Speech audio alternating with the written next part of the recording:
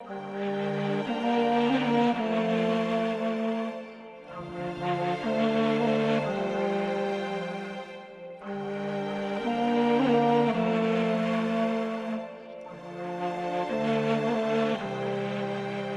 the spirit of our company's transparency and willingness to share our whole development process with our fans alongside social media, we thought, why not also do a podcast? Yeah. So first off, we're here with two developers, and why don't you guys introduce yourselves? Hi, I'm TJ. I'm a designer here at Midwinter. And I am Daniel. I am one half of the animation team here at Midwinter. Or the Animate-Tate and the Animate-Tate team. Yeah. The animation team. It's both. I think Yes. you're both. Yeah, Yes. yeah. And I am Carl Sordella, and I do social media and video producing here at Midwinter. Yeah. So let's get into talking about in the beginning a little bit of going from, you guys have both worked in bigger companies in AAA space, and now we're coming down to an indie studio, basically, going from AAA to indie studio. What has that process been like, and has there been like challenges and struggles? For me personally, it's kind of a homecoming. I started in way back when in kind of a garage studio, a few different garage studios, small teams, and it's been 15 years since I've been on a team this size, and it's great. It's a place where you can come and wear a bunch of hats and everybody gets to contribute. It's just a completely different atmosphere and just a completely different animal as far as how the project develops, and I love it. I mean, hey, I'm having a blast. Yeah. And you said you've done it before, so like it's fun. Like you said, it's a homecoming. Yeah, it's like getting back to my roots. Getting back to with, the roots, with people. I worked with 3 of the 4 founders at 343. I worked with them on Halo, and just have nothing but the utmost respect for those guys. So to come here and work with them in this smaller, tighter setting is just it's just a dream come true. I half the people in the studio I've worked with in the past, and the other half are pretty damn cool too. Like Daniel here. See, I'm the outcast. I'm not actually part of that tight-knit group that you guys are bringing around with each other. So, but Daniel, you've had some of that same experience. Then does it feel like you started in the smaller space as well? Oh yeah, absolutely. I started off like early on in my career too. Like I started off as kind of a generalist. I did a bunch of little gigs here and there, and I moved up the chain as I progressed through my career. So I started off on the small scale. Ended up when I eventually went over to Warner Brothers, it started off fairly small, and then it grew and grew and grew. So I always saw it go from like I think at the time when I first started, it was like a 30, 40 person studio. When I left, it was over 100. So it grew. We had multiple projects going on, a bunch of different people at the top that were driving multiple projects. So I really got to see that dynamic change over time. And then my other stops, I went from that, bigger, corporate AAA studio down to kind of like a mid-level, and then now to where we're at here at Midwinter. Oh, you kind of like ease your way down. Yeah, and it's, it's a completely different scenery. It was really interesting, one, being in a single studio, seeing it grow through that trajectory. Right.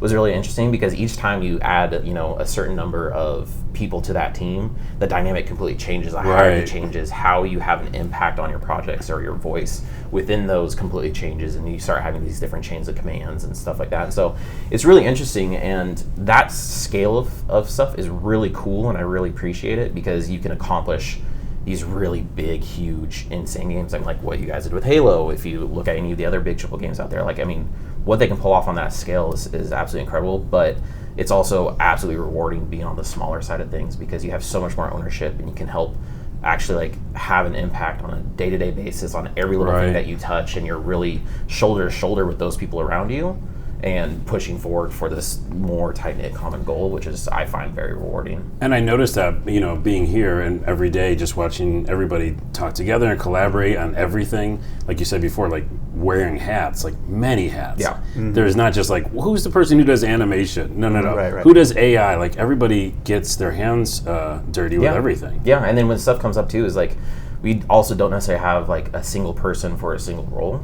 So we all have to wear multiple hats, like you're saying. So, I know TJ hops back and forth he's not just designing things, he's going into the engine, he's setting things up, and it falls underneath the design umbrella, but you got to roll up your sleeves. I have to do the same thing, you have to do the same thing. Yeah. You kind of have to be... I'm testing the game, I'm doing a bunch of stuff. You have to be flexible and get outside of your comfort zone, which is, I find exciting. Yeah, absolutely. It's, and it's kind of, again, a step back, back to the good old days when you get on those big teams and everything scales up, every role becomes much more specialized, and you don't just have animators, you have character animators, or even more specifically like player character animators versus AI animators. Whereas way back when we just had like artists who did everything from like concept art to modeling to rigging to animation, and this is much more in that spirit. So do you? I heard Daniel when you talked about like the teams, ramping up and becoming, bigger teams.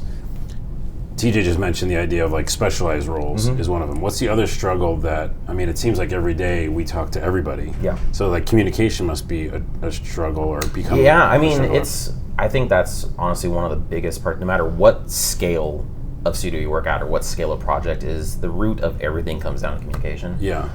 And you think being on a smaller team though, that it makes everything easier, and it does, but that doesn't excuse it or make it any easier. It's just as important. And everyone's busy, everyone's wearing multiple hats, you're hopping around. So especially with you being a little bit, scattered around here and there, is you have to be extra tight with your communication, make sure you're opening those channels and making sure that word's flowing back and forth as well, because the second those things start breaking down, then everything starts to suffer along with that, or maybe not suffer, that might be a strong word, but it does impact everything. So it is a constant struggle, but as long as you're conscious of it and you're always trying to be aware of how you impact other people and vice versa, and how everything that we do is intertwined, everything touches everything at this point.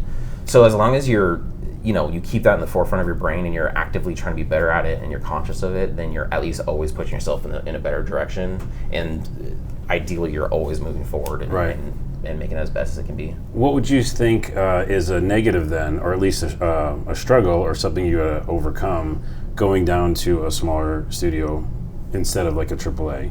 Like, have you seen something necessarily that because you've been there, TJ, as well, that you were like, oh, you know what, now that we don't have all that.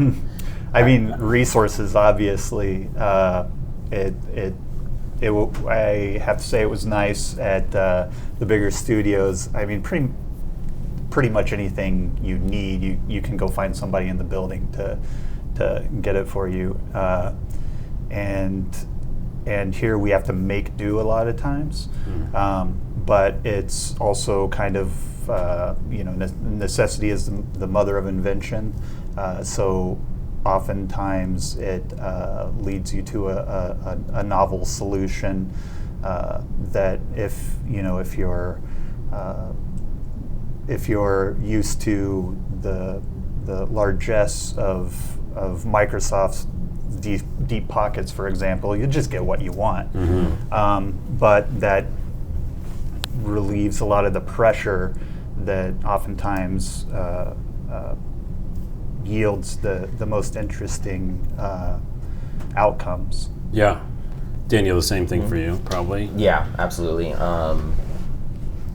When you have stuff at that level, the resources are there to really go that far. And if, you can always throw money at something. You can always throw more bodies at something. You can always do this, you can always do that. And so there is some comfortability that comes with that. And plus, since you are usually in specialized roles, or you do have a larger team around you, is a lot of that weight is also spread across more people, typically, that I've found. So there is some that comes with that, as being on the smaller levels. Also now you do carry a little bit more on your back. You carry a little bit more responsibility. You carry more of these things, and the direct route of solving something isn't always necessarily there. So how can you go down the right path, get to where you need to be? And a lot of times you have to be resourceful. You have to be a little bit scrappy. It may not be a direct route. You have to kind of go around, and also at this level is everything that you want to do comes at a cost. We don't have this infinite schedule and infinite amount of bodies. So, we always want to do all these things that are amazing and awesome and cool, and if we had a team of 30 people for that one thing, let's freaking do it. But we have 30 people for an entire everything. Yeah. So, and do you think it changes with the type of game you're making too, though? Right? Like if it's totally. a big ass game that's like already has expectations, already has an engine in place, and you're making number 2 of it. Yeah, like, I think TJ can speak to that. Right. Like it's sure. a different process. I think setting the scope of the project is square one there in determining how to best use your limited resources. To me, it just feels better and like more efficient when you're smaller and forced to make these choices. When you have infinite resources, there's just so much waste. To interesting. me, it is just it's gross. It feels I never thought of that before. The idea of waste. Yeah, absolutely. And give me an example of waste. Like what happened at some point on a game where you just feel like that resources were wasted. Well, I mean, there's all kinds. I mean, it's day in and day out. You have a lot of people sitting idle for periods of time while things get figured out. They're blocked or something. Yeah, or you'll go down one path, decide that it isn't the right one, change course, and throw out a whole bunch and of with work. the bigger teams, that usually comes way too late, and because you hang on to those ideas and you try to make them work, and you have so many people going down this path that realistically you should have assessed it and pivoted and made yourself flexible enough to where you could go down the correct path. Right. And so that's the nice thing on this size team is we're able to do that a little more flexibly. Whereas before, I'm sure you've noticed it too, where you get stuck down those, and it's just when those happen, it doesn't feel fun. No, it doesn't sound fun. It's like I said, it just to me it's just every time, and I've been around a long time and seen a lot of it, but it just never gets easier. Just to me, the waste is just because it's wasted potential, and everybody should be upset by that. In general, wasted time, wasted resources. Here, it's like we use everything. Everybody's very conscientious, and it's good because everybody is making good choices. Everybody sees everybody making good choices and being conscientious, and so it's like building this self-reinforcing lattice work of good decisions and good intentions, and everybody sees their teammates making these smart choices. And want to make smart choices themselves. And I think the good intentions is the most important part, actually, because we're obviously developing this game. We're finding the route that we want to go, and we're not going to be perfect. So we may not always make the right choice right off the bat, but by keeping all of that in perspective and knowing that we have these good intentions and giving ourselves these flexibilities, is that we can see where this decision was made. We can assess it. We can be like, hey, there's something that's really golden in there. Let's find out what that is and just keep going that route. And where can we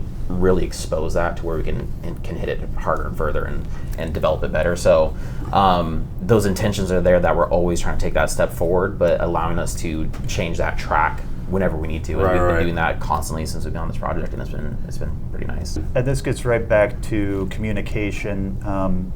We play test constantly, we discuss constantly, therefore we all know the same game. A lot of the problems in larger studios, or even smaller studios, are when people get closed off or are not included, and different versions of the game start to take hold in different corners of the studio. Because there are corners of the studio. Yeah. We're all one corner. Right. We can stand up and see every corner. And that again gets into the waste, because you'll see one kind of offshoot of the game kind of grow, and a different one grow in this other direction. Sometimes there's 6 or 8 of them. That's crazy. And sometimes they commingle, but other times those offshoots just have to die, and And again, it's just and just that leads to waste. Yeah. I can tell you guys from as an outsider, just watching. Come on, Carlos. You're an insider. Well, I'm an insider. I mean, okay. Oh, jeez. As a new insider, how about that? Newcomer. A newcomer. No, but when I joined the team, let's say that, and I just learned the process here. And again, about small studios, I've worked with small studios, but a lot of medium to bigger sized, and to see again, it comes down to communication. To see the many hats, I think, was the hugest part of, I feel like, how, in quotes, successful, because we're behind closed doors, no one's seeing what we're making yet, really. But in my opinion, it just seems incredible what we're creating because of the many hats, and because everyone's on, like you said, the same page. We're all seeing the same game. We're all, like, fighting each other in the same game and seeing the environments. Yeah. And I feel like that makes a huge difference, because it's like that with any company. Or movies, because I've worked on worked on music and stuff like that. This person's recording in Atlanta, this person's over here. They're not even saying the same version of the creation. Sure. And we are literally living and breathing this creation we're all the time. invested. Yeah. You know? Well, moving on, let's talk about the game development specifically, what you guys do, what your roles are. I thought we'd kind of go into a little bit about your backgrounds and stuff you've worked on in the past, and maybe a little bit of what we're doing now on the game, depending on how much we can talk about. Sure. I'll let TJ spearhead this, just so if anyone missteps, it's him first. Oh, right, he goes first. Yeah, that's a good call. So. That's a good call. TJ, well, just tell us a little bit about your past. Nothing crazy, but like stuff you worked on specifically, and then what you're doing here. I've worked on lots of games. It's going to take too long. This is my 20th year in the industry. That's crazy. And I've worked on Halo 4 and 5 are kind of my big mass market hits. I worked on Lord of the Rings game. I worked on a bunch of games that never came out. I worked on a cult classic, Vampire the Masquerade Bloodlines, which Daniel worked on. Yeah, the new one. Yeah, the sequel to. And I got into the industry as a writer in a time when writers were kind of a luxury in the industry.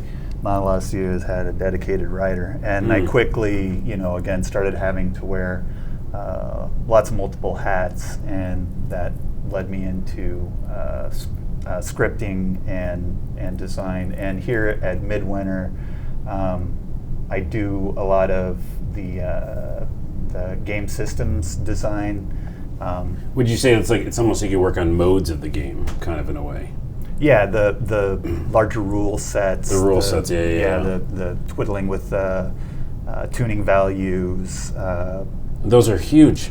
Yeah, those change the whole freaking throughout the game. Yeah. Wait, can I say frickin'? Is that okay?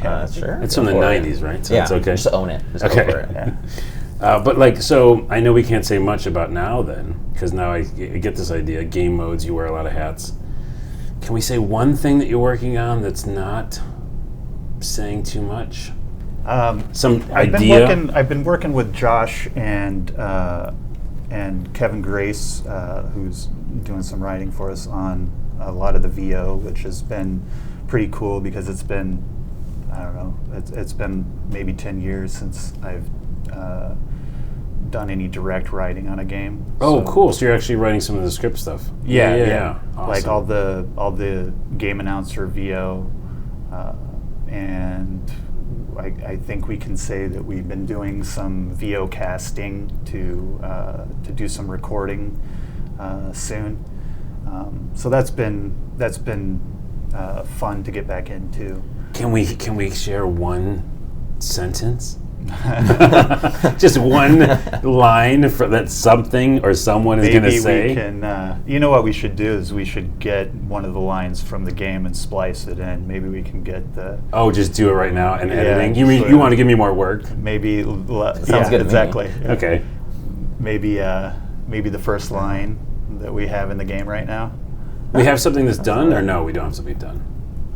Well, no. It's text to speech, but it's pretty good text to speech. It's okay. pretty impressive. Should I put that in? Can I put that in? I don't see why not. All right, and it's in here. All right. On your feet, my children. Daniel, real quickly, Damn it. let's just touch with you as well. Like Yeah. your past games you worked on, and then what you're working on right now, and then maybe something you can tell us. Yeah, so initially my route was not quite as direct as others. So I went the route starting off being as a freelance and artist for the longest time. So I did everything. I used to be a character artist and environment artist for years. I was a concept artist. I actually did everything but animation. And even though animation was my one focus I wanted to do, the smaller jobs that I was getting was everything else. So over the years, I worked more diligently in trying to make animation full time. And the thing that really kind of put me off on a trajectory with that is I was helping with a startup indie studio that was here in this area.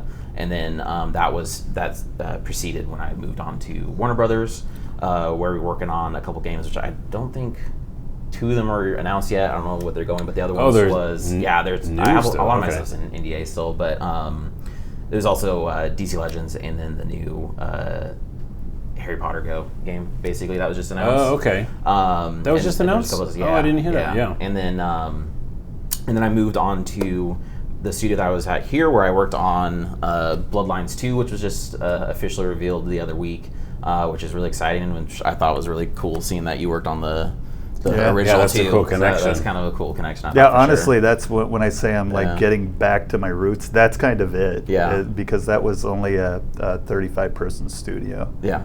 Which is insane to think about. Yeah. The Right. size of that game. Oh my God. I remember playing it a little bit, Yeah. and it seemed pretty epic. Yeah. It's Yeah. got a pretty dedicated cult following. Like I'll get every 6 months. Most recently, it was just a random person at my son's school who I've known for years. Somehow found out I worked on it, and then wrote me this huge email. Nice. Geeking out on it. Yeah. That's the best feeling, though, right? Like Yeah, anybody it's super creating cool. something and that they appreciate it and have Yeah. to talk to you about it. Especially anything that endures for that long. Yeah. I mean, Oh, nothing, yeah. Nothing. Well, nothing and lasts. that's actually something that's really cool. Is recently we, as you know, Carlos, is we opened up our Discord to people. I should know. You should know, right? Well, I am Allfather. and we have people. You are Allfather, and our lovely followers are giving Allfather gifts, which is we have little pieces of fan art already, and people are excited about what we're doing. Yeah, they're giving us gifts, but yeah, they And- definitely are incredible. No, it's just really cool to see that enthusiasm, and we've only sprinkled little nuggets about our game out there, and they're already excited and stuff, which feels really nice. It's really cool to see. Yeah, it's so also now cool when they yeah. kind of hit the notes. You see that they're connecting with the material and the way in which it's intended. Yeah. It's pretty cool that they get it. you Yeah. know? So now the whole thing is, looking forward to releasing some more information about it. But what I do here is I'm one half of the animation team, the other being Reese Mills. We kind of go back and forth, and we truly share everything that's on the animation side. But for the most part, Reese has been dedicated to the player side of things. So he's really focusing on player control and responsiveness of how the characters are playing in combat and moving and doing all their different abilities, whereas I'm focusing more on the NPC side of things. So I'm doing the wildlife that you come across, the aliens, monsters that you're fighting, the humans that you're fighting, and so we can say, some of the stuff is public. Yeah, no, yeah. So the word scourge is public. Yes. So I'm working on Outlanders are public. Yes. So So I'm working on. we're so is- scared. Don't know what Wildlife we is need to public, be right? open The to wildlife that. is public. Yes, yeah. I think people know the bears. One of my favorite things to do is walk by your desk and see some sort of animal Yeah. being animated in some way. I love it. I Yeah. just want to see what that's all about. Yeah, every time. no, and it's really fun because I'm kind of bouncing back and forth from trying to make the alien scourge move, and they're these mutated humans that obviously they're not just be taking a stroll down the snowy paths that we have, and then Right. we have humans that are in there, and then we also have these wildlife. So I'm kind of going back and forth through all these different mechanical systems of how these bodies are moving, which is just really it's fun. To that point, real quick, we had a user on Discord, SCDF0, Okay. ask a question about animation for you, not knowing that we were going to talk about it today, just randomly. And he said, animating movement is difficult. How do we plan to overcome this?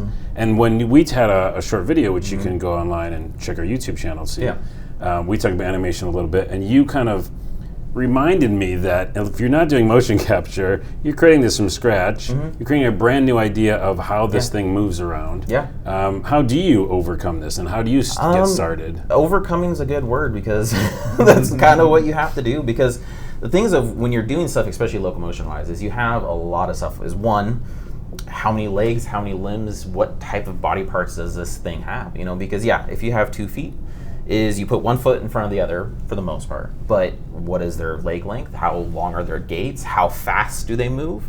All of that has to fit within these different structures, because you have multiple different animations that are blending together as they're going through these different speeds. So you have to kind of pare them down to these rule sets. Yes, you think walking is one thing, but a person can walk a million different ways, Yeah. And then on top of it too is, if we start doing stuff that may impact characters, whether that be player or NPC, where, beyond just speed, but if they're injured, if they're doing whatever, is now you have how they're interacting with the ground and with their body parts. There's many states. Yeah. There is absolutely many different states. And honestly, a lot of it is trial and error. I was just going to say that. It really is. Keep trying. A lot of it is trial and error. Like, Yeah. You may do an animation a million times, but within the context of that animation, it's most likely a brand new thing that you've never done before, because every game's different, every system's different, every use of that animation is different. So there's no one right answer for how you do these things. You have to do it, you put it in the game, you test it, and you iterate. And that's how you do it. And a lot of times, and I'd probably say more than 90% of the times, you get something in the game and it is busted. It is completely broken, the legs flying up above their ear because some rotation on the bones are different from the other animations blending through, and so things are flying around. And that's actually something I'm dealing with literally today. I saw some of that. It looks crazy. Yeah, we were targeting some animations on the wolf that I'm working on, and when it's blending between through, the rotations are trying to match up, and all of a sudden this thing starts exploding, and it's just a weird bug that we had in our rig. Can I talk about the bear that had the jaw problem? What was that? I saw a bear. This is okay, right? Yeah, there's a bear, and his jaw it looks like it was broken. I don't know about that. You need to tell me these things. I am QA as well. Remember how we were talking about communication? Yes, I know. I'm doing it. I walked by someone's desk and I saw a bear on it, and the jaw was broken. I was like, that seems bad. I know what you're referring to. I actually do know about that. Okay, good. And there's a reason for that, and you'll be very excited when we reveal what that is. Which we will reveal right now on the podcast. Yes. No. Okay, I think we got it. Is there anything you guys else want to say about the process or in general in closing to our fans or anything? I mean, I'm just excited to share all the stuff you guys work on with them. That's the main thing. I just can't wait to get this into people's hands. It's remarkable that we enjoy the game as much as we do. Yeah. Like we genuinely look forward to playtests and enjoy it, and we all get up afterward and yell at each other, yell at each other, and talk to about each other, and like our QA wants to play it in their free time. Like, these are all amazing signs, and I couldn't be more excited to get it out there and get it in people's hands. Totally.